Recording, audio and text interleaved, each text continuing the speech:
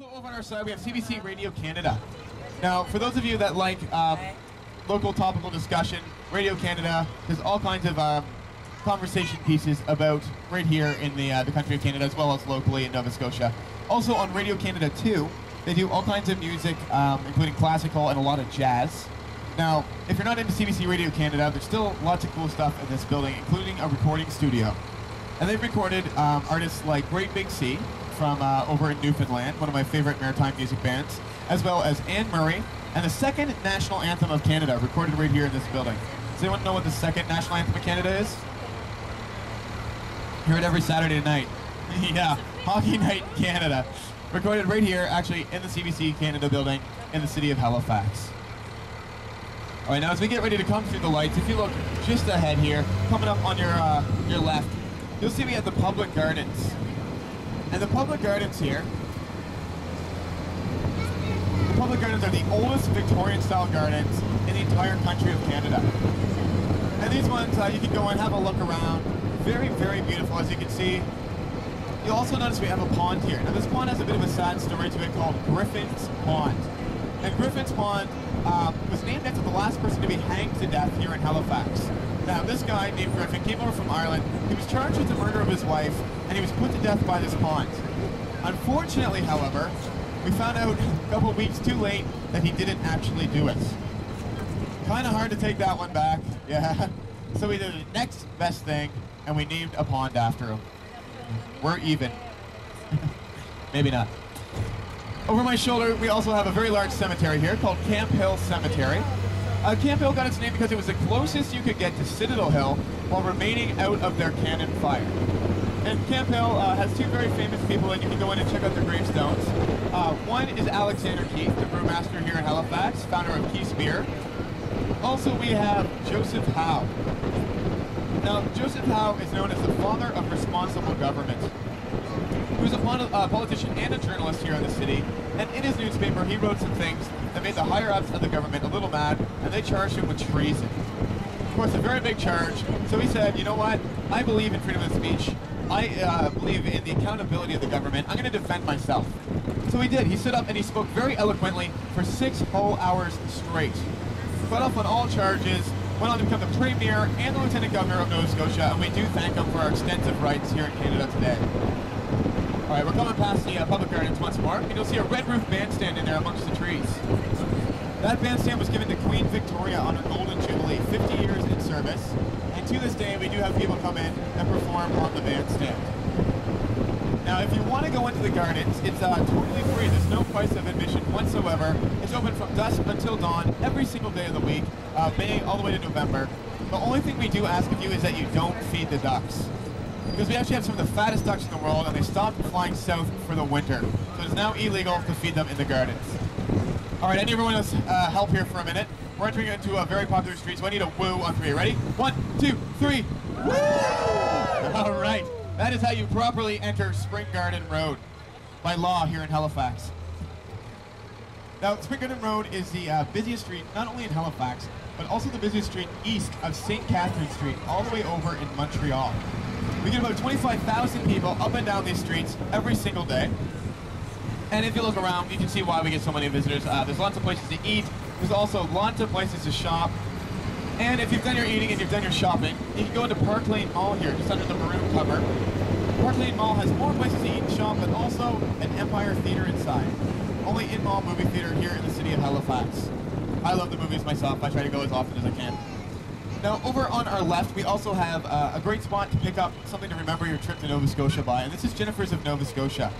All their stuff is authentic handmade arts and crafts by local artisans.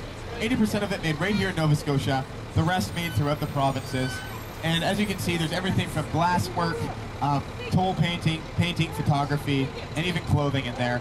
So if you're a big fan of locally made arts and crafts, as I am myself, make sure you check it out before you leave.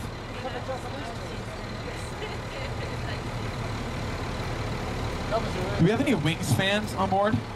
Anyone who likes chicken wings? Yeah, I'm a big wings fan myself. Bubba Ray's just behind us there. If you're looking for wings later on tonight, stop in. They actually have like 70 kinds of wings. And one of them is so spicy, they make you sign a waiver before you can eat it. Yeah, pretty dangerous. They also say they have one that's chocolate based. I haven't tried that one yet, but it sounds good. All right, now say wings and souvenirs aren't enough for you. You want something more. You want to buy a house here in Halifax. I don't blame you, and I recommend this building right here. That is the last place of residence here on Spring Garden Road. It's actually the oldest Victorian-style house. And if you buy it, it'll pay for itself because every single day I will talk about your home. All right, as we travel along, we're coming past Mills Brothers, the oldest department store here on Spring Garden Road. Been open since 1919, still kicking today. As well as a lot of places to grab a coffee. I like to call this the most caffeinated corner here in Halifax. As you can see, we got a Starbucks on our side. Just up over our shoulder, beside Rogue's Roost, we have a Second Cup. So Starbucks Second Cup, but for those of you who have true Canadian coffee running through your veins, you can't get enough of the Timmy's, we also have a Tim Hortons just down the way there. Now over on our side, we're going to come past a parking lot here. Now you might be wondering why I point out a parking lot. That is because it's home to some big traditions here in Halifax. Every year we have the Jazz Music Festival right here in this parking lot. We clear it out, we set up tents. Unfortunately, you folks just missed it. It happened a little bit earlier here in July. But it will be back next year, so if you're back in the city next year, make sure you do check it out every July here in Halifax. Also coming up on our side, we have the Memorial Library. And this library has a very serious man strutting on front of the lawn. Does anyone recognize that guy? He's got a bird on his head. I don't think he did in real life. Like Snoopy. Yeah, that's Winston Churchill. And he visited here in Halifax back in '43, and we modeled that statue after his likeness from a picture taken. All right, now if you look up. Oh, look at this. We got some stuff going on today. All right. If you look way up, 140 or 189 feet up, above the church here, you'll see one of the tallest freestanding college grant spires in North America. And this is all in front of St. Mary's Cathedral Basilica. Congratulations! Now, this is an official basilica because it was blessed by Pope Pius back in the 1950s. Now, he wasn't the only pope to visit. We also had Pope John Paul II come by, and he recognized it as the first place of Catholic worship here in the city of Halifax. Over on our other side, you'll see the old burial grounds. Old burial grounds, as you can tell, very old. They are the first graveyard here in Halifax. The very first person to be buried there was buried way back on June 22nd, 1749. That's one day after Halifax was founded. The poor guy came all the way from England, only to be buried the next day here in Halifax. He wasn't alone for very long though. As you can see, we get lots of gravestones. There's actually about 1,200 headstones there. And there's 12,000 bodies buried. So if you do your math, that means there's one headstone for every 10 bodies. Of course, we greatly underestimated how many people were going to fall victim to things like diphtheria, as well as other illnesses and flus here in Halifax. And plus, just the weather itself is quite difficult to deal with. So a lot of our earlier settlers didn't make it through the harsh winters of Nova Scotia. Now here in the graveyard, there is one very famous man I like to point out. And his name is General Robert Ross. General Robert Ross, he's a famous British general, famous for his exploits against Napoleon, but also for attempting to do something that I promise all of you on board today that I have never attempted myself. I hope none of you have attempted. And that is to try to burn down the White House. Now he tried this way back during the Battle of 1812, back when Canada and the States were at war, their only time in their history. And General Robert Ross took his torch, he put it against the side of the White House, and he waited. And nothing happened. Anyone know why? It's made out of limestone. Yeah, not terribly fun. Oh, the nerve. Oh, these poor people.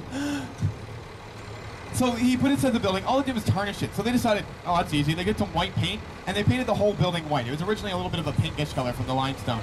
And it's been nicknamed the White House ever since. So inadvertently, he just made the house legendary, instead of burning it down for Britain. Now, when he died a couple of years later, way back in 1814, they decided to ship his body back to Nova Scotia in a casket, but they had to preserve it, right? It's a long trip. So they filled the casket to the brim with whiskey.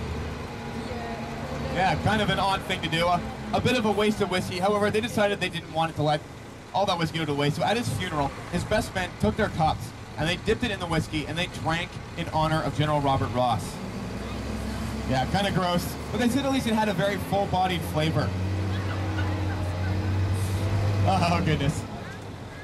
All right, we are traveling down Barrington here. A little bit slower than usual today, as you may be able to tell.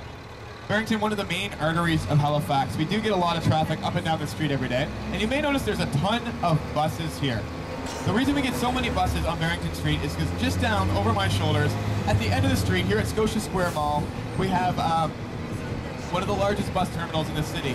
Kind of serves as an epicenter for all of these buses, and they're going to branch out and go all throughout the municipality. Our bus system, of course, quite cheap. It's only $2.25 to jump on, and it'll take you anywhere in the Halifax regional municipality. How many people have been into the Discovery Center before? You did? All right. Yeah, Discovery Center is amazing. Now, I mentioned earlier that I just got my teaching license, and I'm qualified to teach art and science. Now, I've already taken students into this building before, and kids absolutely love it. It's a non-profit organization. The coolest place to play, it says, because you go in and you're going to learn all about science as you play with different interactive setups and exhibits. A lot of fun. If you have some young ones, think about going there if you get the chance. Now, you may notice as you travel down Barrington, there's a lot of bookstores here. A lot of bookstores. If you're a big fan of secondhand books especially, you got United Books. Also, just over here, you have JWD Books. And inside the store, it's absolutely filled to the ceilings, as you can see, with books. Sometimes they get new shipments of secondhand books, and they just have to empty them on the floor and push them over to the side. They even cut a window in here, interestingly enough. They decided they wanted a window, not enough light, so they just took a saw and cut a window out of the middle of a whole stack of books in the shelf and left it all there. It supports itself. Kind of neat. Only an eccentric bookstore would do something like that, though. Yeah, upstairs you can see it is a double-story building, and you can go up and check out the whole 2 stories of nothing but immense stacks of books. All right, now over my shoulder, coming up on your left, you're going to see a very familiar church. It's St. Paul's Church again, the first one we passed by here when we were going down Argyle. St. Paul's Church, unfortunately, I don't have another story for you about ghosts and such, but I do have a story for you about the front lawn here, Parade Square. Now, Parade Square wasn't always owned by Halifax. It was actually originally owned by Dalhousie University. Dalhousie, one of the most famous universities here in the Maritimes. And Dalhousie University was really reluctant to let go of this property here. So they said, we're going to need a good deal from you. So the city of Halifax offered them land in the south, down in the south end, where most of the buildings still are today. And they also said, we'll give you lots of money, and as a perk, if at any point any of your students need to graze their livestock, they can do so right here on Parade Square. Of course, that made a lot more sense back in the 1800s. But you know what? That law still exists today. And not too long ago, a young man studying for his finals came across this law. Being a wise guy, he went down to his uncle's farm and he got a cow. And he brought it right here to the middle of the city. He let it loose, and the cow just wandered around eating the grass on the field. Now, needless to say, this brought a bit of a crew, a bit of a crowd. It all came to watch. And a police officer eventually came over to check things out. And the guy got a little bit defensive. He said, sorry, officer, I'm not trying to cause a big stir here, but if you look, it says we are legally allowed to graze our cows here, as I am a Dalhousie student. The police officer said, yes, son, no worries. I wasn't going to ask you to move. I just want to let you know we have the same laws about cows as we do about picking up after your dogs. He was the first and last person to ever try that. But if you are a Dalhousie student, by all means, it's your legal right to graze your cattle on the middle of Parade Square.